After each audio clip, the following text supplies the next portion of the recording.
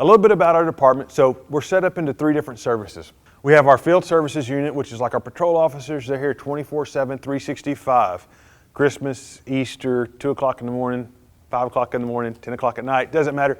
There are always officers patrolling campus. That does include Discovery Park. We do have officers that come out here and do walkthroughs here as well. They're going to handle your primary calls for service. So if you call about, say, a theft investigation or somebody hit your car in the parking lot, somebody again stole something or whatever it may be, they're going to be the people that primarily respond to it. Then we have our investigative services. Now these guys do not work 24/7, 365, but there's always a detective on call. So if we ever need to, we can always call them to come out. Then there's support services. So this is what I'm a part of, and this is kind of like all that little stuff that doesn't fit into investigative services or field services. So we've got our accreditations through that, our training coordinators through there, community relations, dispatch, IT is through there as well. So it's kind of like all that, again, like that supportive role for the department. So about half of our department are UNT alumni. So myself, I graduated from UNT quite a few years ago. So really we're kind of, and a lot of our officers that, even if they attended UNT, they've been here long enough that now their kids are attending UNT. So again, I graduated from UNT.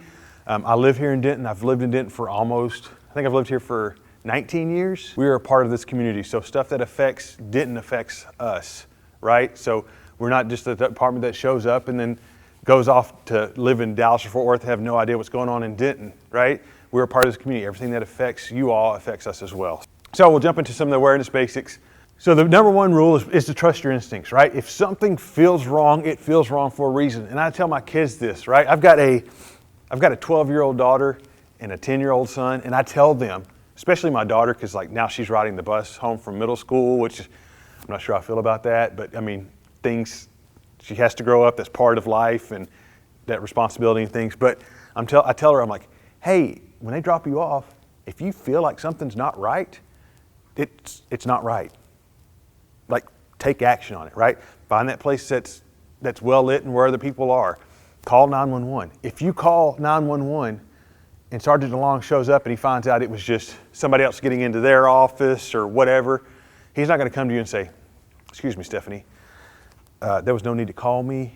Here's your bill for $250, right?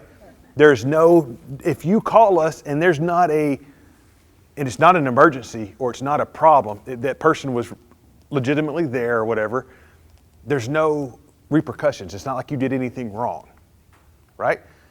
But what if you don't call us? What if you're thinking, if you rationalize what other people are doing, right? You're like, well, they're following because they have an office down here. And you're like, well, I've never seen them in here and it's Sunday. Only reason I'm here is I needed to get this off, I've never seen them here. What's going on? Why are they going back here? And you just keep rationalizing what they're doing, right? That's not the safest thing to do. And again, what are you losing by taking that step? Nothing, right? So don't rationalize other people's behavior, okay? If something feels wrong, it feels wrong for a reason. Follow the ABCs, awareness, be prepared, and create a plan. Have an idea of what you're going to do. Kind of like a lot of officers talk about, like, what would we do if this happened, right? If you're driving through the day and I got a report of this here, where would I go? How would I get there? Especially on campus when you talk about like the amount of people in that small geographical area. If it's class change and I've got to get to Willis, how would I get there? What would I do? Like, would I park down here and run in? Would I just drive up on the grass? Now we've got construction in the front. So do that same stuff. Like if something were to happen, what would I do and where would I go? Just have that in your mind. Make eye contact with people in close proximity to you, right? So I'm not saying to walk up, and I'm not saying to walk at them and just stare them down and act like you're trying to have like this I'm sizing you up deal, right? But it's, when I walk around people all the time, when I go up to the square or different places and I walk around and I see some people on the sidewalk and I look at them, how's it going? I do care how it's going for you, Stephanie, because you're such a nice lady. But in general, I don't care how it's going, right? Because I'm not trying to engage that person. I just want them to realize that I know that they are there. And now they know that I know that they're there, right? Because it's like that, now I can identify you. I have laid eyes on you. So if something happens, I can give it at least a kind of good description, right? I've at least made eye contact, and now we know each other are there. Pay attention to your campus Eagle alerts.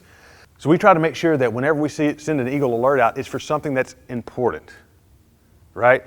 So we don't send it out for just every small thing. It's for very major things. So if you get one, we want you to realize it's important. We don't want you to be inundated with a lot of extra stuff. So please make sure that you're paying attention to those. Be aware of your surroundings. This kind of goes up in with the make eye contact with those in close proximity to you, right? And so Stephanie, if you're a bad guy, right? You got to put yourself in the mind of a bad guy.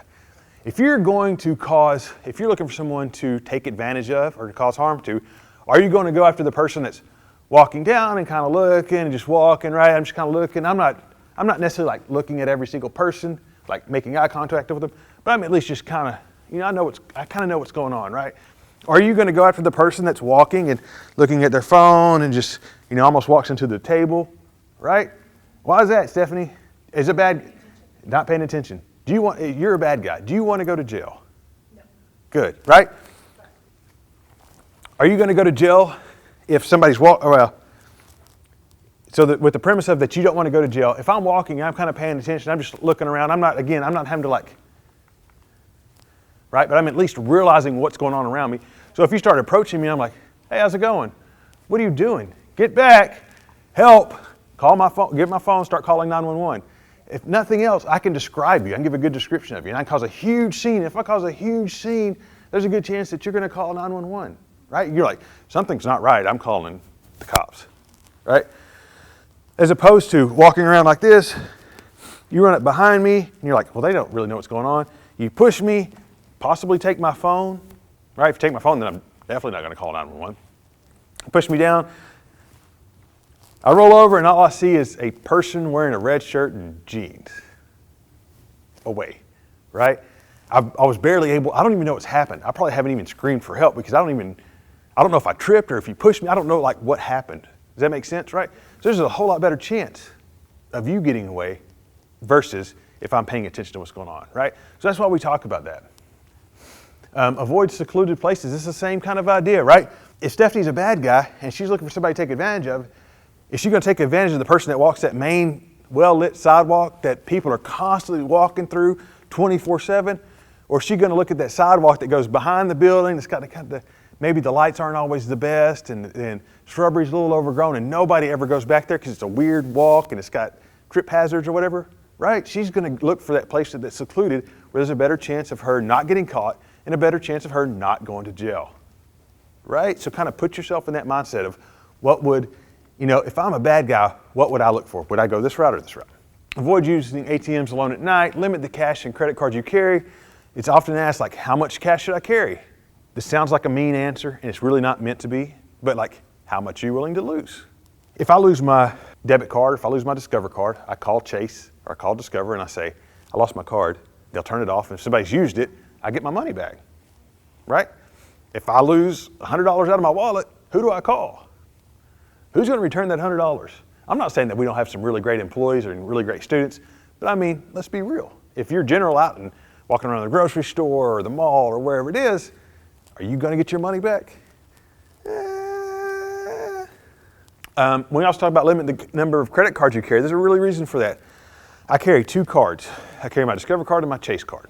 If I lose my wallet, if my wallet is stolen, I know that I have to call my Discover. I have to call Discover and I have to call Chase. Now I have the other cards because I'm a homeowner, so I have a Lowe's card because it gave me a really good interest on a new refrigerator. And I have a Home Depot card because I got really good interest on some, I think, French doors several years ago, right? And I've got a couple of those cards. And I use them, but I take them, I have a envelope in my safe, and I take those, if I go to Home Depot, and I'm going to use that card, I take that out, and I go up there and I swipe it, and I go home and I put it up. And the reason for that is, again, if my wallet gets stolen and I know that what cards were in there? If I don't know who to call, am I going to be able to call those companies and make sure all that stuff is canceled? Wear clothing that allows you to move freely. So we have self-defense classes. Hopefully we're going to be able to get those going full on in the fall again. Having a self-defense class out here, it's a lot of fun. I'm not saying that just because I teach it. It's fun because it's a hands-on class. It takes some time, but it's good stuff. There is also an online, very brief version, because it's just online, that you guys can check out on our YouTube channel as well. Again, the personal safety starts with you. Make sure that you're creating a plan, walk in groups when possible, discuss safety with others, create a safety plan at home.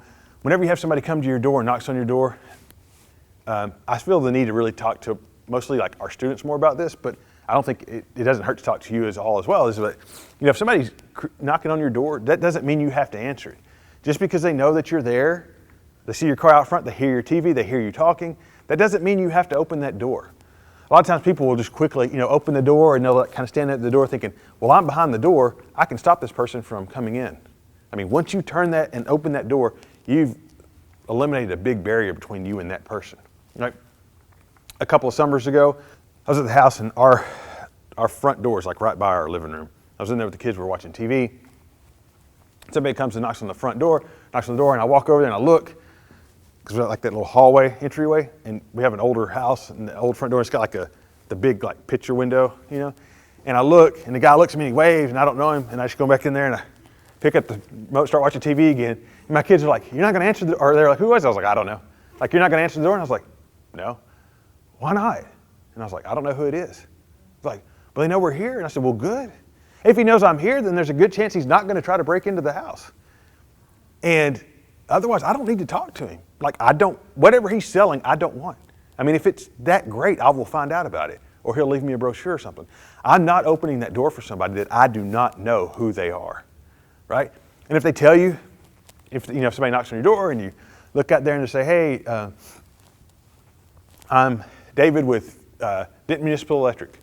Are they wearing a DME shirt? Are they driving a DME truck?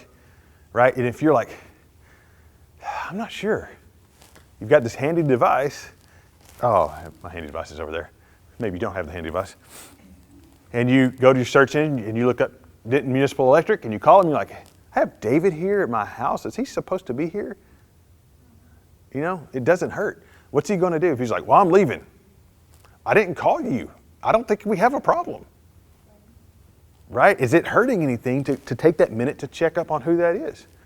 And if they have a problem with that, that's kind of their problem, right? You're doing stuff to keep yourself safe. Remember in Denton County, you can call and text 911. When you text, it is preferable that you call. You'll generally get a faster response.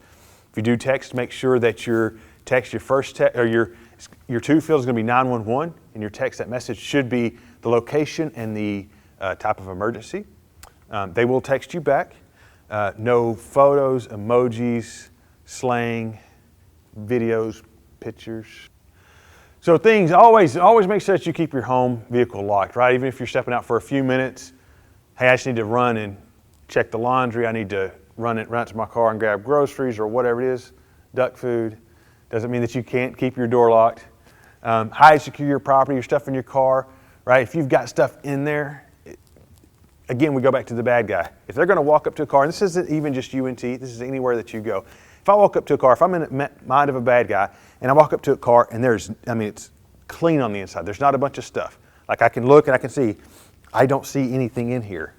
Is it going to be worth me busting that window out? Versus if I walk up to a car and I'm like, there's a bag in there, I don't know if there's anything good. I see a lot of stuff. There may be something worth me getting in there, I don't know.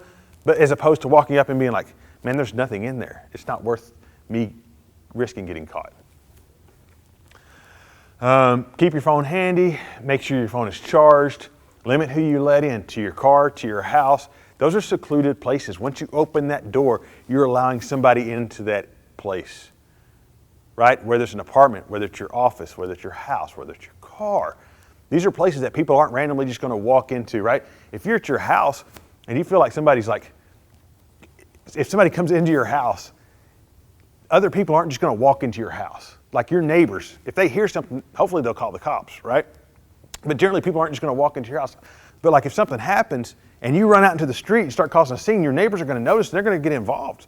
If they just hear something loud like in your house, they're thinking, maybe a rough evening over there, but they're probably not going to get involved unless it gets to an extreme, right? So limit who you let into your house.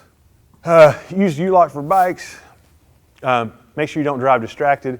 Turn the volume down or take earbuds out, maybe go with just one in or have the volume at a controlled level. Make sure you realize you have that distraction in. So make sure you're looking around and paying attention. Don't let it completely zone you out.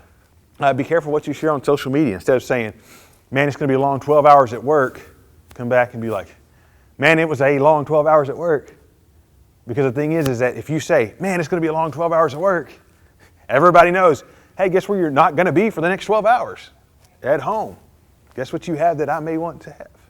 All right, so some things that you think that you will always need to do. Maybe you always make sure that you lock your doors and things like that. And then what else in your life are there specific things that you do? So maybe it's that every morning that you take your dog for a walk, right? So maybe I go early in the morning, I need to make sure that I'm not putting my earbuds in, or I need to make sure that I have a light with me. If I don't wear a light on me, at least have a flashlight, or anything specific that you do in your life. So for me, I ride bike, so I always make sure that I wear a helmet. I make sure that my lights are always charged. Make sure I have my lock with me. When I run, I try to make sure I wear brightly colored clothes. I'm just not a brightly colored clothes type person in general, so a lot of my stuff is a lot more drab. But I at least try to make sure that I stick to places that are better lit, or at least further away where I'm not like out into like areas. So think of some different areas that you may go to and some things that you normally do in your, like, whether hobbies or things that you enjoy doing, and what you can do to make yourself safe while you're doing that. So some situational safety. We talked about this actually. I ride bike a bit. It's something I really enjoy. It's a good stress reliever and it's like good exercise. And I use my hand signals a lot because I don't want to get run over. And I'm very adamant, like when I'm like making a left-hand turn. So usually I just use my hand and I'll point and I'll kind of shake my hand out, usually like that, just so I make sure I catch people's attention so somebody doesn't rear me. But I've had a couple of instances where I was like moved over to the left. I was about to make a left turn and I started doing this and I checked real quick before I made the turn and there was a car there. And I was talking to another guy on campus and he said that he had the same thing happen. He pointed left and was about to turn and he actually got hit by a car. He talked to the driver and they thought he was motioning them to go around him. So that was a good point. I was like, well, we should make sure that you all know. So these are the general positions. I usually never do like hand up for a right turn. I'll always point. I'm a pointer because to me that's like easier to recognize, right, as I point. If you're a pedestrian, make sure that you use crosswalks. If you're biking, make sure that you're biking with the flow of traffic. Stick to bike lanes if you can. Stop at stop signs, red lights, things of that nature. Make sure you're yielding to pedestrians. If you're out walking, make sure that you are using the sidewalk if it's available. If there's no sidewalk, make sure you're facing traffic. This all comes to, right, if I'm walking and a car's coming to me, I'm better able to react to it. If you're working later night, let somebody know. Do it in a group. So like if Stephanie, if you're working late one night, maybe tell somebody else, hey, I've got a project going on. I'm gonna have to be late. Let's say Wednesday night we're gonna stay late. Okay, that way you have somebody like a work buddy to work with and stay late with. Let other people maybe at home know. So maybe let your husband, your kids, somebody know that, hey, I'm working late, I'll be home at this time. Give them a call, let them know, hey, I'm on my way home. All right? Keep emergency numbers nearby and be cautious of isolated areas. Keep your valuables secure. Don't leave stuff out, even though that you trust the people that are around you, your coworkers, hopefully. You never know who else may be walking through the building, so make sure you keep that stuff locked away, down, out of area. Don't let strangers wander. If possible, have people wear IDs or badges. If you see somebody coming through, and it can always be a customer service thing, right? You don't have to approach somebody and be like, why are you here? Who are you? But you could approach them. you could approach them and be like, hey, I'm David. Is there anybody I can help you find? Is there something that you're looking for? Can I help you out, right? Where it's more of a customer service, but it's still I know that you're here. Why are you here? Yeah. What is going on? Report poor lighting to facilities. If you see something going on, it needs to be addressed. Make sure you follow up with it. Get that stuff taken care of. And know your building's imagination. Can't even talk. Evacuation plans. If you have, there's a Mean Green Ready app that you can go into. It's got the evacuation routes. It's got tornado shelters. It's got them for Discovery Park as well. Again, when you're at home, reiterating it, make sure you're using that people. Don't allow people just to come into your house. Don't open the door for somebody you do not know. It's a big thing. Don't let strangers into your room. Again, we go back to who's going to just walk into your house. If somebody wants to meet with you or whatever, that's great. That's fine. Go meet them out in the front yard. Go Go meet them in a coffee shop. Go somewhere else in a public place. Keep everything locked. Don't loan any kind of keys, any kind of passcodes. Engrave your items, right? You can get those. You can get one of those engravers from Harbor Freight for like less than $10. Go and engrave like your driver's license number on stuff. Take a picture of your serial number, so you can just take your phone out, take a picture of the overall of the item, and then of the serial number. Save it into your Google Photos or iPhotos. And that way, if something happens, you have a record to prove that that is yours. Because think about it. So if I pull you over and you've got 15 PlayStations in the back of your car, and I run all 15 of those, and none of them come back stolen, I mean, this sounds really, really shady right now, right? That this guy, why does he have 15 PlayStations? But if none of them are stolen, I mean, if none of them come back stolen, I can't just go and take them, right? Because then I just stole his PlayStations, because none of them are reported stolen, right? So if you take a picture of that stuff, it helps officers to be able to tag that. They can list it as stolen. So if they do run one of those 15 PlayStations, then we're like, oh, now we have a belief that maybe the rest of these could be, because this one is, we're kind of getting somewhere, right? You're at least giving us something to work with. So remember, tell someone where you're going, when you'll be back, and make sure you're responsible with that person. So if I tell you, hey, I'm going to go on a date, I will be back at 11. At 11, I need to make sure that I am back, or I've communicated with you and said, hey, everything's going really good. We're going to go get coffee. I'll be back at 11:30. Learn your campus route. Stick to well-lit areas. Know which way you come in, which way you go out. Know like maybe where emergency phones are located, or where like the substation here is located, where different exits are located. Just kind of know where that stuff is along your route. Walk with others if you can. Secure your phone and ID. Avoid those concealed areas, heavy shrubbery. If you notice like heavy shrubbery and things like that, report that to facilities as well. If you're wearing your headphones, don't get distracted. Try to avoid being as flashy. At late night, there's still the E-Ride service, late night service. E-Ride will pick up starting the long semester. I believe they usually start at move-in, so around the 13th is when that'll pick up. And then remember, there are emergency phones around campus, so all you have to do is if you hit that red button, it'll put you in an automatic call with the 911 operator on campus. The blue light will start strobing, and an officer will automatically be sent to you. Whether you speak into that phone or not, an officer will be sent to that location that emergency phone was activated at. When you're parking, make sure you park in well-lit areas. Try to avoid parking around big vehicles, right? Because it's the same thing. You want to be aware of what's going on around you. If you park next to a big box truck, in between a box truck and a van, or in a school bus or whatever, you're not going to be able to see what's going on all around you. So you want to be parked in a place where you can get up and you can see what's going on around you, well lit.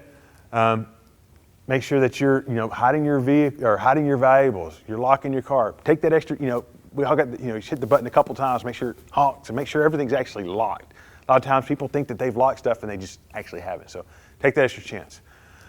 Keep up your vehicle maintenance, and don't leave your car in the lot for too long, because that kind of goes with your maintenance, right? If you get out and you drive your car, then it operates well. So you know that when you get out to it, you're not going to be stuck sitting in the lot. Keep your hands free while you're walking to your car. A lot of times, there was a thing about like taking your keys and holding them, like you're going to punch somebody. You're probably going to hurt yourself more, right? If I go to hit somebody and I've got like a key in my hand, I go to do that, I'm most likely going to hurt my hand more than I'm going to hurt another person, right? But have your keys, you don't want to get out to your car and then set your bag down and start digging through your bag for 15 minutes trying to find your keys. Have them readily available. Have them in your hand, but not necessarily like in an attacking mode, but just walking where you can easily get them, where you can easily get into your car, put your stuff up, get in your car, and leave. Once you get in your car, go ahead and leave. Don't just sit in your car. If you sit in your car and you're on the phone, because again, that gives a chance for someone to take advantage of you. If you're in that car and you're calling or texting or listening to music or checking social media, right, you're not paying attention to what's going on around you. And you're not really going to be able to, right? You're in a sealed car. I can tell you from my years on patrol, and I'm sure Sergeant Long could tell you the same thing, if you go into one of these parking lots in the middle of the night, 3 in the morning, nobody's out, you can tell if a car's running pretty quick, like if somebody's in a car. Either you can hear the car running, you can hear music. If you look around, you'll see the brake lights flashing. There's something that will indicate. So if we see it, then the bad guys see it as well. If you do decide to go out and drink, make sure that you take care of each other. Make sure that you watch out for each other. If you go out as a group of 3, make sure you come home as a group of 3. Don't ever leave anything unattended. Don't accept drinks from someone that you don't completely know and trust. Know your limits, don't overdo it. And never drink and drive. There's tons of rideshare, different services that are available.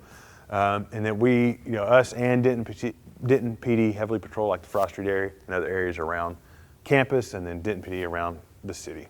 If you're using a rideshare, so this is whether you're using the rideshare because you've overdone it a little bit, or you're just using a rideshare in general, right? Because they can be used for a lot of different things. If you just don't feel like going somewhere, or renting a car, whatever, you use a rideshare. Whenever you use that, make sure that you use that rideshare from inside. Don't stand outside and use it, right? When you do it, it'll tell you who's coming. It'll give you the license plate, a picture of the vehicle, and a picture of the driver. Make sure all that stuff matches before you get into the vehicle.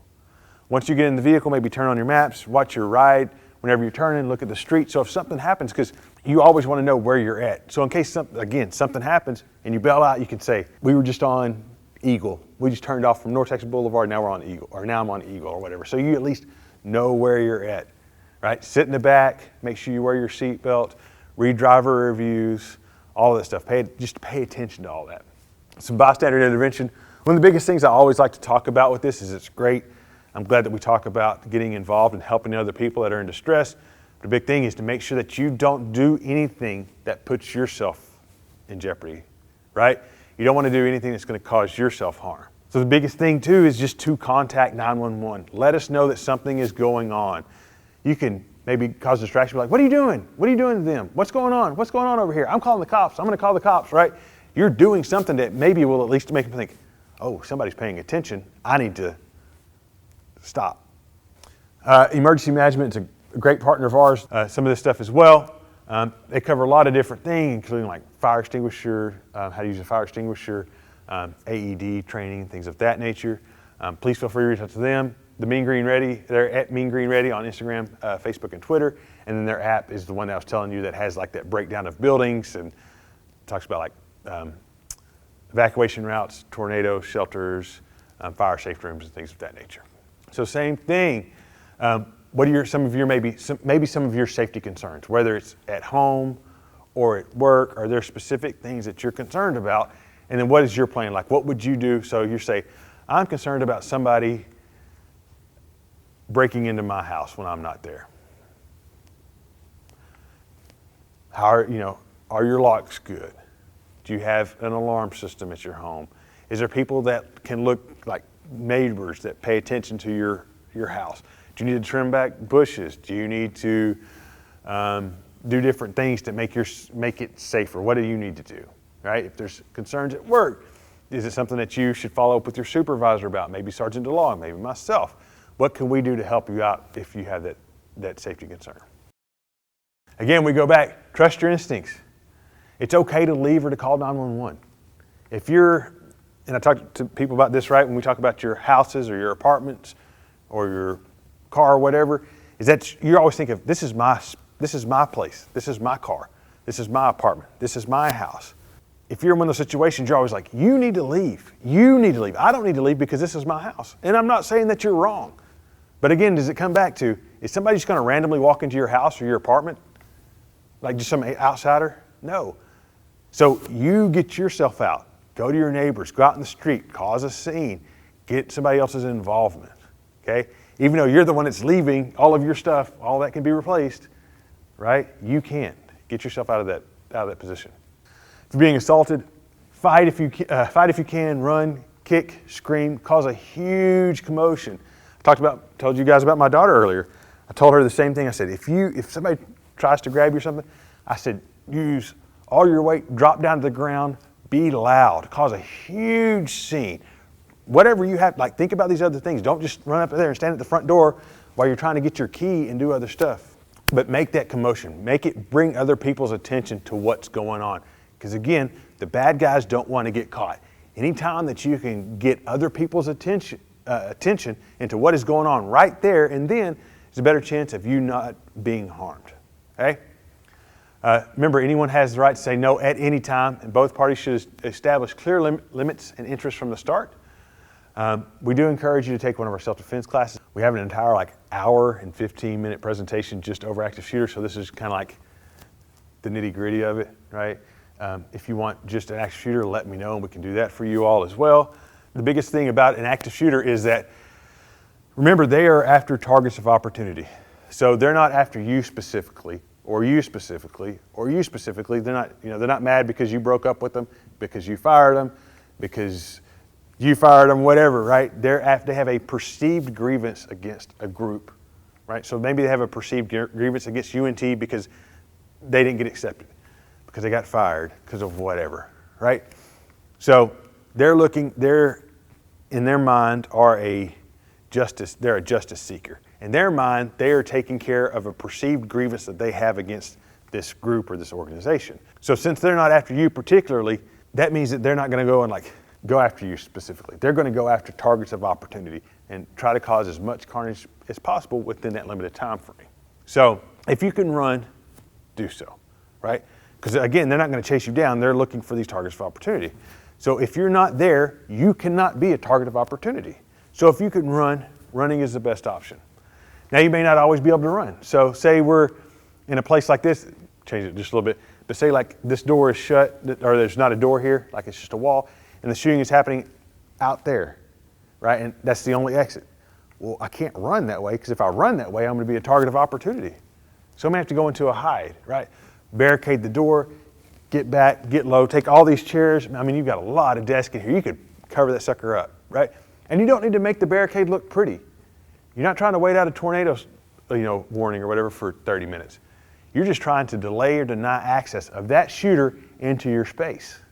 So put as much stuff up as possible, get back, call 911. The fight, this is going to be that last resort. And the same idea, right? If I'm in here and the shooter's out there, I'm not going to take the fight out to them. It's an immediate, this is what I have to do. Last resort. Maybe, it happened out there and I started barricading the door and I didn't have time and the shooter started making way into me. So you're thinking, man, you sure are talking off a big game for a guy with a gun on his hip, but there's always something that you have that you could use as a weapon. Whether it's a pen, whether it's a chair, whether it's a keyboard, whatever it is, there is something that you have that you could use as a weapon, and you just have to take it with the idea of, I'm going to go with this with everything I have, and I'm going home tonight. So, what do you think is the best? I know, I'm the guy that comes up with the lame stuff, right? Because you're like, man, all this cool stuff, what's he going to pick? So I'll tell you, during my time on patrol, I was involved in several different pepper spraying incidences. Never once was I the intended target of the pepper spray, but never once did I not get at least some pepper spray on me, right? Whether it was like blowback, like you hit and it kind of get back, wind shift, something like that. I'm not sure if any of y'all have ever been pepper sprayed. You probably have. No, but you don't have to admit to it. But any little bit of that, I mean, in your eyes, if you get it in your eyes, it just burns. Your eyes shut. In your lungs, you can't breathe. You're coughing, you're gagging. It's like nasty mucus. It's gross, right? So imagine you're here with somebody that's trying to harm you. You pull out your can of pepper spray, you pepper spray them, and you get it on you, and you're like, oh, crap. You're still right here, and I'm still right here, and neither one of us can see, and it's not a really good place to be, all right? So, if you think about the taser. So, tasers is actually what police carry, right? So, our tasers have 2 barbs that shoot out. I think we've got 15-foot cartridges, so we've got to be within 7 to 10 feet. You hit them in 2 different areas of the body, so like they say to split the hemisphere, so like in the legs and up top. It causes neuromuscular incapacitation, which is where somebody falls out and loses like that muscular control, and you can get away or cuff them, whatever. So these are not the same. These little barbs right here, this is a stun gun. These are different. There's nothing that comes out. So what you get is when they touch you, it's straight pain compliance. So when that comes off, no pain. On, pain, off. You know what I'm saying? So they're not going to lay on the ground, right? And so again, you're trying to hurt me, and I've got this thing, and I've got to get close enough to touch you with it. And then the only time it works is if I'm touching you with it. And then what if you take it from me and you touch me with it? Something to think about. Flashlight. And I'm not even talking about these like super cool old school mag lights with the, like weigh like 10 pounds. Like even just our flashlights, right? Just a small flashlight. So if you're walking and you see somebody's kind of hiding out by the bushes or whatever, be like, hey, are you okay? Is everything all right over there? All right, do you need me to call the cops for you? Is everything? I'll call 911, I don't mind. Is everything okay? But it's just like that. Hey, you're not getting away with, I see you. You're not getting away with anything. How to be a good witness. So when you call us specifics, location, right? If you just tell me you're at Discovery Park, this is a big building with a lot of like hallways, and this is, I mean, it's probably above any other building on campus. Man, there's a lot of different places it could be. I need to know where you're at least what wing. I mean, you need to get me down as quick as possible. If you think somebody's having a medical emergency or somebody's trying to harm someone, you want me there, right? So give me the information so I can get there as quick as possible. What's going on? If it's a suspect, the direction they're headed, take a photo if you can, but again, don't do anything that's gonna get yourself in hurt. If you're IDing a person, think top to bottom. Start out with race and gender and just go down. So white male, bald, beard, wearing a lot of blue. Pretty simple, right? Then look at anything that maybe stands out. Maybe they have glasses or a noticeable limp or tattoos or something that, again, that just stands out that you can use. When you're talking about a vehicle, license plate's great, but the thing about license plate is it's a random number, it's a random assortment of letters and numbers. I love you all. You're probably gonna get it wrong. You're gonna mix up some of those numbers, all right? So I did a witness identifying or being a good witness presentation thing. And so I was riding my bike home, and I was probably 2 miles from my house, and a car drove by me, and I looked at their license plate, and I don't remember, it was like, JJS 123.